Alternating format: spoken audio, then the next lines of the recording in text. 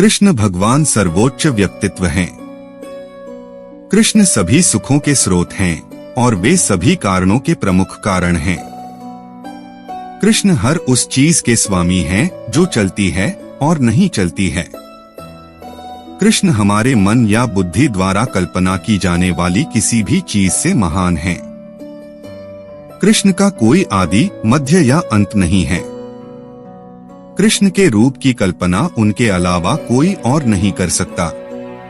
श्री कृष्ण ने कहा है, अगर तुम्हें किसी ने दुखी किया है तो बुरा मत मानना। लोग उसी पेड़ पर पत्थर मारते हैं जिस पेड़ पर ज्यादा मीठे फल होते हैं। स्वार्थ से रिश्ते बनाने की कितनी भी कोशिश करें, वो कभी नहीं बनते हैं। और प्रेम से बने रिश्तों को कितना भी तोड़ने की कोशिश करें, वो कभी नहीं टूटते। अच्छे लोगों की कृष्ण परीक्षा बहुत लेता है परंतु साथ नहीं छोड़ता, और बुरे लोगों को कृष्ण बहुत कुछ देता है परंतु साथ नहीं देता। जिंदगी में दो लोगों का होना बहुत जरूरी है। एक कृष्ण जो ना लड़े फिर भी जीत पक्की कर दे, दूसरा कर्ण जो हार सामने हो फिर भी साथ ना छोड़े।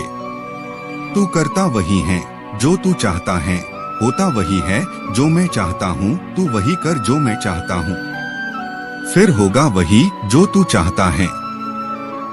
मैं किसी के भाग्य का निर्माण नहीं करता और ना ही किसी के कर्मों के फल देता हूँ। मनुष्य कितना भी गोरा क्यों ना हो परंतु उसकी परछाई सदैव काली होती है। मैं श्रेष्ठ हूँ यह आत्मविश्वास है, लेकिन सिर्फ मैं ही श्रेष्ठ हूँ यह अहंकार है। कोमल सोनी। कृष्णमय हो जाए जीवन, श्री कृष्ण से सीखें जीवन को सफल, सार्थक और यशस्वी बनाने के गुण। कृष्ण के जीवन सूत्र ही हैं लक्ष्य सिद्धि के कारगर मंत्र। कृष्ण ने केवल कहा नहीं, अपने शब्दों को साकार करके भी दिखाया। जैसे गीता के रूप में उनकी वाणी अनुकरणीय है, वैसे ही उनका जीवन भी।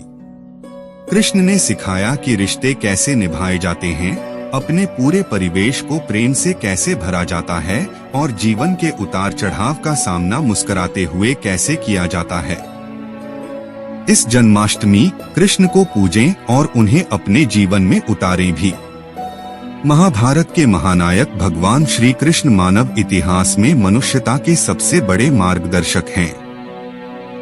उनका गीता उपदेश जीवन प्रबंधन का अनुपम ग्रंथ है और उनका व्यक्तित्व कृतित्व गीता की साकार और प्रेरक कसौटी। यदि हम प्रयास करें तो उनके जीवन से सीख लेकर पूरी 360 डिग्री पर अपने जीवन को सफल, सार्थक और उन्हीं की भांति यशस्वी बना सकते हैं। संसार की रणभूमि में अपने जीवन की महाभारत में जय के लिए कृष्ण के जीवन सूत्र ही लक्ष्य सिद्धि के कारगर मंत्र हैं। कृष्णमय हो जाए जीवन, श्री कृष्ण से सीखे जीवन को सफल, सार्थक और यशस्वी बनाने के गुण। कृष्ण के जीवन सूत्र ही हैं लक्ष्य सिद्धि के कारगर मंत्र। कृष्ण ने केवल कहा नहीं, अपने शब्दों को साकार करके भी दिखाया। जैसे गीता के रूप में उनकी वाणी अनुकरणीय है, वैसे ही उनका जीवन भी। कृष्ण ने सिखाया कि रिश्ते कैसे निभाए जाते हैं, अपने पूरे परिवेश को प्रेम से कैसे भरा जाता है और जीवन के उतार चढ़ाव का सामना मुस्कुराते हुए कैसे किया जाता है। इस जन्माष्टमी कृष्ण को पूजें और उन्हें अपने जीवन में उतारें भी। महाभारत के महानायक भगवान श्री कृष्ण मानव इतिहास में मनुष्यता के सबसे बड़े मार्गदर्शक हैं। उनका गीता उपदेश जीवन प्रबंधन का अनुपम ग्रंथ है और उनका व्यक्तित्व कृतित्व गीता की साकार और प्रेरक कसौटी। यदि हम प्रयास करें तो उनके जीवन से सीख लेकर पूरी 360 डिग्री पर अपने जीवन को सफल, सार्थक और उन्हीं की भांति यशस्वी बना सकते हैं। संसार की रणभूमि में अपने जीवन की महाभारत में जय के लिए कृष्ण के जीवन सूत्र ही लक्ष्य सिद्धि के कारगर मंत्र हैं। सभी से प्रेम करने वाले भगवान श्री कृष्ण का जीवन प्रेम का पर्याय है। वे माँ, पिता, भाई बलराम, सखा अर्जुन और गोपियों सहित प्रकृति मात्र, यहाँ तक कि पशु पक्षियों से भी सदैव प्रेम करते हैं।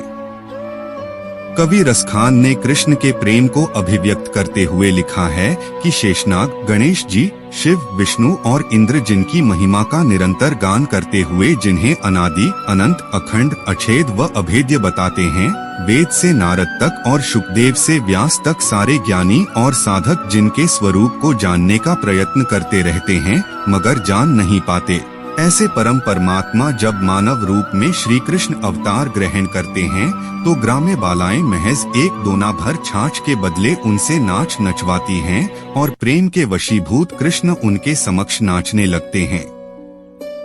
श्री कृष्ण सिखाते हैं, निश्चल प्रेम हर क्षण को सुख से भर देता है और पशु पक्षियों सहित पूरे परिवेश को आनंदमय कर देता है।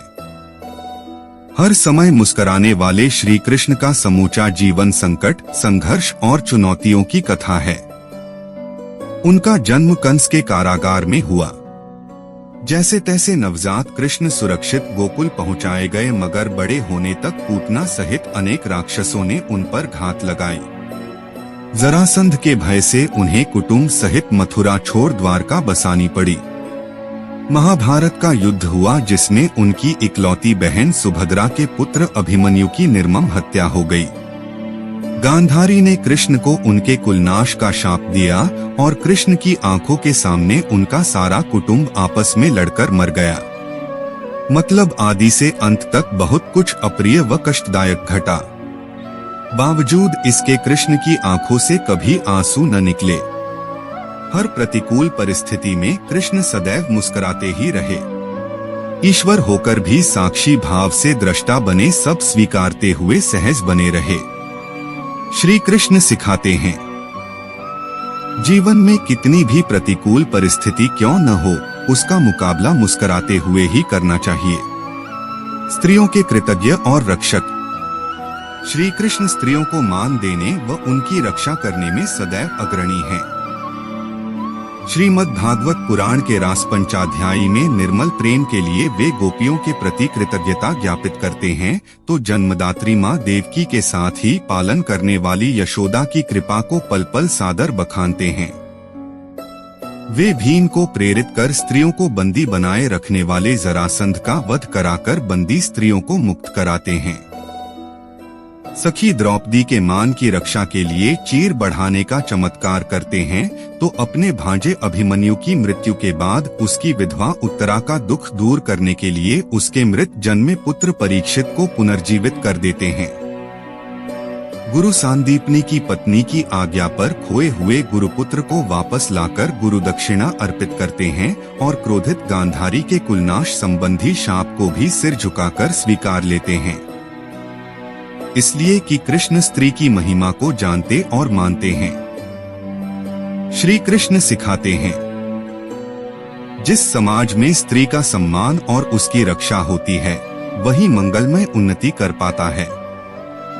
अच्छे और सच्चे मित्र दीनबंधु दीनानाथ श्री कृष्ण यूं तो सबके मित्र हैं, लेकिन उनके जीवन में 3 मित्र अर्जुन, उद्धव व सुदामा की मैत्री जग प्रसिद्ध है। सुदामा गुरुकुल का मित्र है, उद्धव तरुणाई के और अर्जुन द्रौपदी स्वयंवर की पहली मुलाकात के बाद अंतिम सांस तक का। श्रीमद् भागवत की कथाएं साक्षी हैं कि गुरुकुल में सुदामा के मुट्ठी भर अन्न को कृष्ण ने किस तरह कृतज्ञता पूर्वक याद रखा और द्वारकाधीश बनने के बाद सुदामा को धन धान्य देकर किस प्रकार मैत्री का ऋण चुकाया। ज्ञान के अहंकार में डूबे उद्धव को प्रेम का पाठ पढ़ाने गोपियों के पास भेजा। अर्जुन से अपने अनन्य प्रेम में कृष्ण इंद्र से भिड़ गए और खांडवन को जलने दिया। पहले शांति दूत बनकर कौरव सभा में गए, फिर ईश्वर होकर भी महायुद्ध में मित्र के सारथी, संरक्षक व मार्गदर्शक बने। मित्र कर्मपथ से विचलित हुआ तो गीता का उपदेश दिया और युद्ध में विजय के बाद मित्र कहीं अहंकारी न हो जाएं, इसलिए युद्ध के बाद अनुगीता सुनाई। श्री कृष्ण सिखाते हैं, संकट में मित्र की सहायता करो, भ्रम में मार्गदर्शन और आवश्यकता पर सहयोग। यह सब निस्वार्थ हो और कर्ता भाव से रहित हो तभी सच्ची मित्रता है। सफलता के लिए 5 मंत्र प्रमाणों के अनुसार कृष्ण इस धरती पर 125 वर्ष रहे। इतनी दीर्घायु में उन्होंने विनम्रता से सिद्धि, कठोर परिश्रम, समयानुकूल नीति, सज्जनों का उत्थान और दुष्टों को दंड, ये 5 मूल मंत्र अपने व्यक्तित्व व कृतित्व के जरिए दिए। विनम्रता व सेवा भाव से गुरु सांदीपनी को प्रसन्न कर मात्र 64 दिनों में उन्होंने शिक्षा पाई और विनम्रता से ही जग को जीता। कठोर श्रम से उन्होंने द्वारका बसाई। कृष्ण सा नीतिज्ञ मनुष्यता के इतिहास में दुर्लभ है। जब जरासंध से लड़ना संभव न था तब द्वारका की राह ली और भीम का बल पाते ही उसे मरवा दिया। पांडवों की भांति दुर्योधन भी उनका संबंधी था, मगर उसके अधर्म की राह पर होने से कृष्ण ने धर्मपथिक पांडवों की सहायता कर सज्जनों के उत्थान का संदेश दिया। कृष्ण परम क्षमाशील हैं, किंतु दुष्टों को दंड देने में संकोच और विलंब नहीं करते।